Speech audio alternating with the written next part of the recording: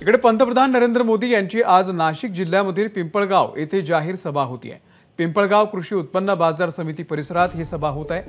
कांदा उत्पादक शेतकऱ्यांचा रोष बघता पंतप्रधान नरेंद्र मोदी नाशिकच्या ओझर विमानतळावरून चॉपरने थेट सभास्थळी पोहोचणार आहेत। त्यामुळे सभास्थळ परिसरामध्ये 6 हेलिपॅड तयार करण्यात आलेले आहेत। यातील 3 हे पंतप्रधान नरेंद्र मोदी यांच्यासाठी राखीव ठेवण्यात आलेले आहेत, तर 3 मुख्यमंत्री आणि उपमुख्यमंत्री यांच्यासाठी राखीव आहेत। याचा आढावा घेतलाय आमचे प्रतिनिधी तुषार कोहळे यांनी। पंतप्रधान नरेंद्र मोदी यांची आज नाशिक जिल्ह्यातील पिंपळगाव येथे जाहीर सभा होत आहे आणि जाहीर सभेच्या ठिकाणी 6 वेगवेगळे हेलिपॅड तयार करण्यात आले। आपण बघू शकतो की कृषी उत्पन्न बाजार समितीचं जे परिसर आहे पिंपळगावचं, तिथे इथे हेलिपॅड तयार करण्याची सध्याची प्रक्रिया आहे ती सुरू आहे।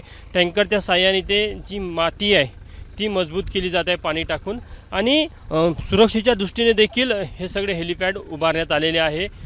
एक बाजूच्या परिसरामध्ये आहे तिथे 3 हेलिकॉप्टर उतरेल अशी व्यवस्था करण्यात आलेली आहे आणि इथे देखील 3 हेलिकॉप्टर उतरेल अशी व्यवस्था करण्यात आलेली आहे। प्रशासनाने जी माहिती दिली त्यानुसार पीएमओसाठी 3 हेलिपॅड राखीव ठेवण्यात आलेले आहे, तर 3 हेलिपॅड हे मुख्यमंत्री आणि 2 उपमुख्यमंत्री यांच्यासाठी राखीव करण्यात आलेले। आपण बघू शकतो की प्रशासनाची जी टीम आहे ती इथे कशा प्रकारे मोजमाप करत आहे। जो 5व्या टप्प्यातला जो प्रचार सुरू झालेला आहे त्यातली ही पहिली सभा आहे, त्यामुळे या सभेकडे सर्वांचं लक्ष असणार आहे।